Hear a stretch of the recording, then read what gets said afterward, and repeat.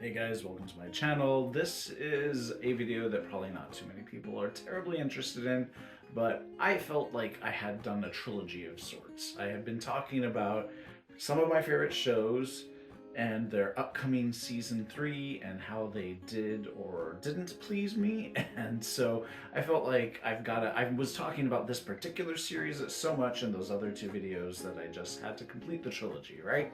So, it's not it's not all bad, but it's not all great. So let's rewind. I was talking. I think the first one I was covering was it Love Victor, and I was saying that one was okay. The season 3 could have been a heck of a lot better, and frankly, it kind of ruined the whole series for me in some regards.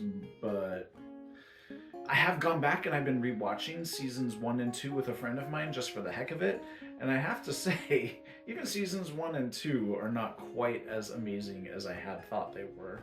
Especially after having watched Heartstopper, it's hard to go back and watch something like Love Victor and not see how soap opera like it is.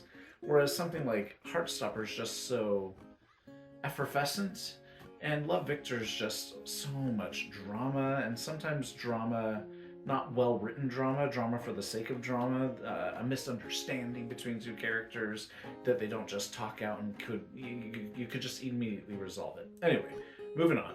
Love Victor was fine, whatever. Then Umbrella Academy. Actually, I think it was Umbrella Academy first. Season 3 of Umbrella Academy, horrible. One of the worst seasons of television I've ever seen, because it felt like it was being written by people who didn't know who the characters were. And then I remember in both of these videos saying, geez, I hope that Locke Key season 3 doesn't F this up.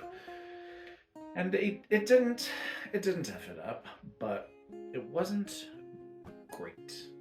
And that's probably because, frankly, the graphic novels, I have them around here somewhere, doesn't matter. Anyways, the graphic novels really only cover up to the end of season 1. Now there's a whole bunch of extra stuff in all of the graphic novels that they did not cover in season 1, but the 3-act plot structure, the dispatching of the main villain, and the way that occurs is exactly what happens in season 1 of Locke and Key. So when they went to develop a season 2, probably not knowing if they were going to be renewed for a season 2, so that's why they used it all up in season 1 basically, then they were like, well, we didn't use this and this and this and this, but what the heck do we do for a villain? And so they had to come up with some interesting ideas that kind of worked but kind of didn't work, but that's season 2.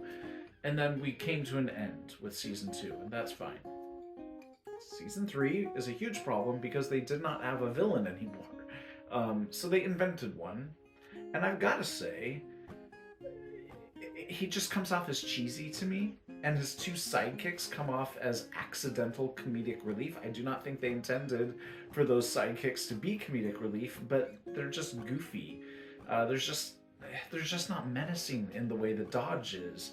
Any version of Dodge, male Dodge, female Dodge, was definite, and there were like 2 different male Dodges, for goodness sake. So anyways, all of those characters felt much more menacing than this like cheesy British guy.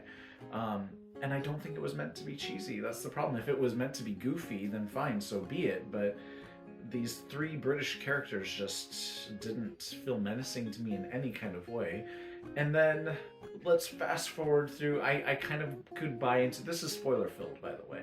So if you have not yet seen this, I'm sorry, but I'm going to spoilerize you. But the point is, we have this whole plot that felt like it was going on a little long about Tyler not being able to remember the stuff because that's a choice he had made, and that's fine. I totally understand all of that. Let's fast forward straight to the end, where we have the characters at the end. The main villain is now trying to collect all the keys because, for whatever reason, collecting all of the keys will open a portal to the demon's world. Why exactly is never explained. Like, what? Sure, the keys are things that came from the world initially, but are just members of their kind. So why having a certain number of them? Why is it a certain number of them will then create, like, none of this is explained. It would be, if they had specified, like, way back in the season 1, like, oh, there's a certain number of keys and these number, but that's not even the case because they have created a new key by bringing in, anyways. It's just a bunch of plot holes, none of which are explained. And then there's one of my least favorite tropes in any kind of horror thing or whatever, is where a character is like starting to run away from the bad guy and then just stops for no logical reason whatsoever and assesses their situation. And that happens like 5 times in the finale episode, or maybe in the final 2 episodes. There's this female character who's gets out of this car and is running away into the woods, and she knows that this demon thing is way faster than she is, but she just comes to a standstill for no logical reason whatsoever in the woods. And of course, when she turns around, he's right there and captures her again. So what was the point of any of that? It was just to eat up screen time? It's bad writing. There's no reason why she would have just stopped unless she couldn't move anymore for some reason, but that wasn't the case. She just came to a stop.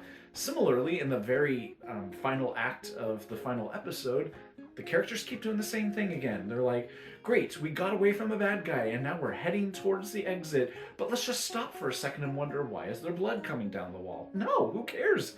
Get out of there. But they just keep making these idiotic, cliche TV tropey choices that a real person wouldn't make. You see blood coming down the wall, whatever, you're running for your life, you're gonna get out of there.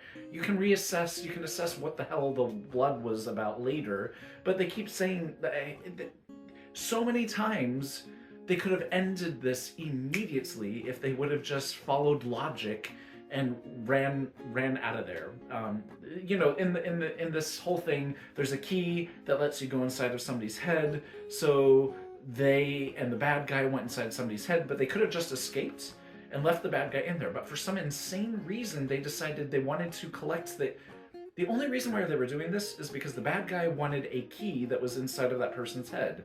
They didn't want the key. At no point had they specified that they needed that key for anything. But they're inside the bad guy's head, they've escaped the bad guy, and then they're like, oh, but before we leave, we gotta get that key. Why? The bad guy wanted the key. You guys didn't want the key. You guys don't even care about the key. Why do you suddenly want the key? And now, for no logical reason, they can't escape because they need to go get the key. For what purpose? In the end, we find out that they needed the key for X, Y, and Z, but they didn't know that at the time. All they knew is the bad guy wanted the key, and that's why they went into that person's head to get the key. It just made no sense and just caused them to get caught by the bad guy again. So, anyway, I had a lot of issues with the ending of the show, but I enjoyed it, so it's not as bad as... It's just unfortunate that it's 3 times in a row now. The final season has been the worst, but anyways, I'm babbling. I didn't hate it as much as I hated Umbrella Academy Season 3, and now I found out Umbrella Academy is getting a Season 4, and that's unfortunate because it does not deserve one. But maybe Season 4 will elevate it and bring it back to its previous glory. I'm glad Love Victor is not getting a Season 4 because that whole horrible season was best left forgotten, and Umbrella Academy, it wasn't bad, but it wasn't as fun and as exciting as Season 1. Neither was Season 2, frankly. So that's unfortunate, but it wasn't horrible, so that's good. Anyways, that's it. I just had to make this video for myself. I know hardly anybody's going to watch this or care about this, but I felt like I had to since I was talking so much about it. I hope that they don't F up Season 3 of Locke Key, and they didn't, but they could have done a lot better.